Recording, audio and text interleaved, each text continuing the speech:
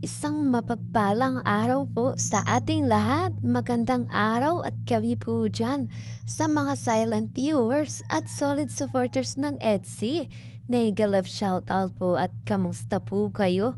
So yun po mga kalingap, pag-uusapan po natin itong EDC at ito nga pong si Kalingap Edo. Grabe, top 1 most charity vlogger and top 2 most viewed channel si Kalingap Edo at talaga namang sinabi ni Papa Eds na para kay Beyonce ang lahat ng ito.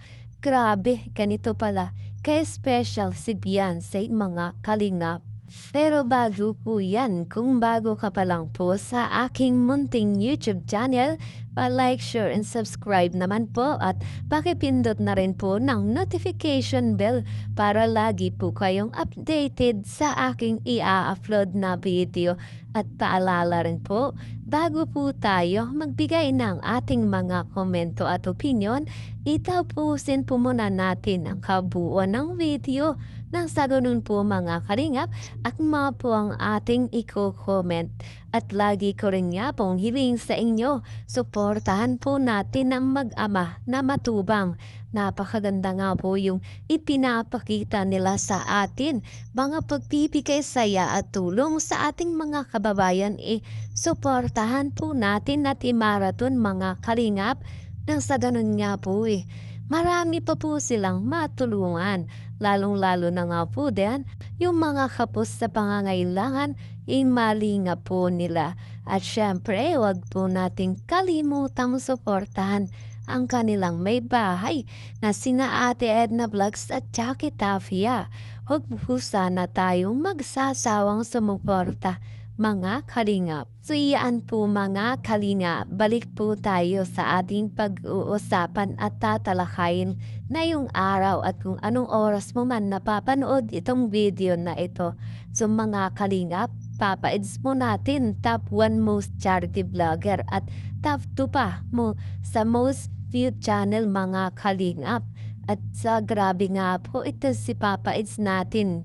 Sinasabi nga pong para ito kay Beyonce ang lahat mga kalingap at grabe naman talaga ganito pala ka-special itong si Beyonce kay Papa Eds. Siyaan po mga kalingap, nalaman nga po na itong si Papa Eds ang naging top 1 most charity vlogger at nakikita naman natin mga kalingap kung gaano siya kasikap mag-vlog tumulong sa kanyang kapwa mga kalingap. At dahil nga po ito yung tanging hangarin niya sa kanyang buhay o ito yung pinaka-goal niya mga kalingap para nga po sa lahat ng kanyang tinutulungan lalong-lalo na nga po yung mga kapos sa mga pangangailangan talaga. Dahil nga po napakatyaga nitong ni Papa Eds sa ngayon nga po ay talagang na-achieve na yung pagiging isang charity vlogger na tumutulong at ngayon nga po mga kalingap nangunguna siya sa lahat.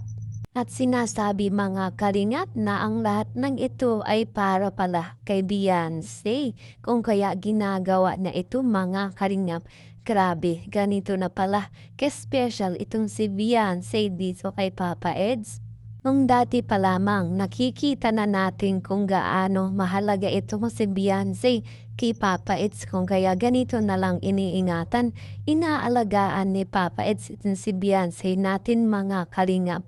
At hanggang sa ngayon nga po, talagang hindi nagbabago itong si Papa Eds dito kay Beyonce mga kalingap. At kung ating nga pong kakamustahin, talagang malalaman natin at nakikita natin ito.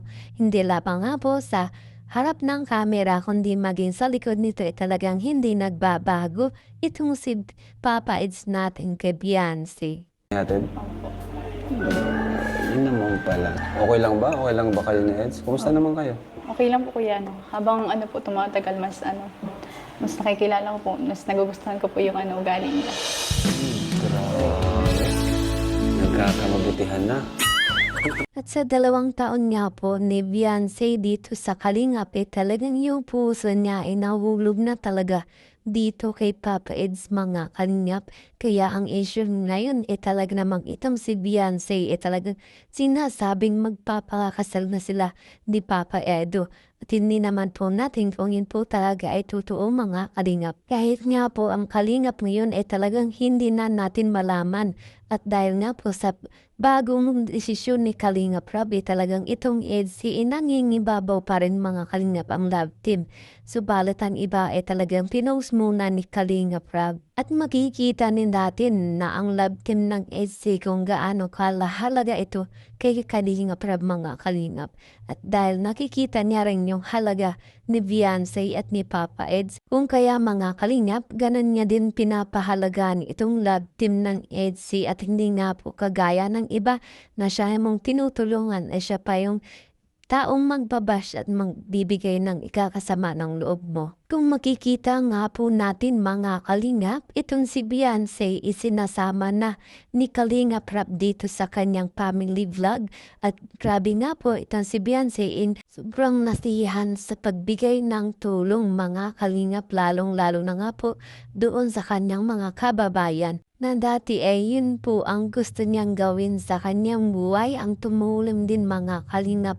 Pero sa ngayon, nanguna po sa kanyang isipan na mag-aaral muna siya ng mabuti upang mas maganda nga po yung kanyang magiging future mga kalingap nang sa ganun mas marami pa siyang matutulungan. At sa kanyang pag-aaral mga kalingap, itong si Kalingap Rob nangangakong hindi pababayaan itong si Beyonce sa mga financial sa kanyang mga pangangailangan mga kalingap, mga kailangang babayaran talagang ito na si Kalingap Rob ang bahala at yun nga po ipinangako na niya kay Beyonce at maging sa magulang nito. Kung kaya't hanggang sa ngayon mga kalingap hindi niya binibitiwan ito si Beyonce. Yung support at pagmamahal niya talagang nandyan palagi. Katuwa nga pong itong si Papa Eds mga kalingap at maging ang sponsor mga kalingap ipatuloy na mas dumaraming tumutulong dito kay Beyonce sapagkat nakikita nila kung paano pahalagahan ni Beyonce yung tulong na binibigay nila. Sinasabi ng sponsor na hindi sila nagsisising tulungan itong si Beyonce sapagkat nakikita nila yung halaga at mas umaasa pa silang malayo ang mararating ni Beyonce. At Papa-Eds nga po natin, grabe naman po ang suporta dito kay Beyonce at mas lalo pa nga po ng inaalaga at minamahal. Siyempre mga kalingat, mas marami pa po tayong aabangan at mapapanood dito sa live team ng EDC at marami pa po silang mga travel na pupuntahan katulad nga po ng Korea at Hong Kong. At sa ganitong pagkakataon nga mga kalingap, itong si Beyonce napakaswerte sapagkat ilan lamang ang nakakaranas ng ganito mga kalingap. Nasabi talaga nating mapalad at maswerte itong si Beyonce mga kalingap.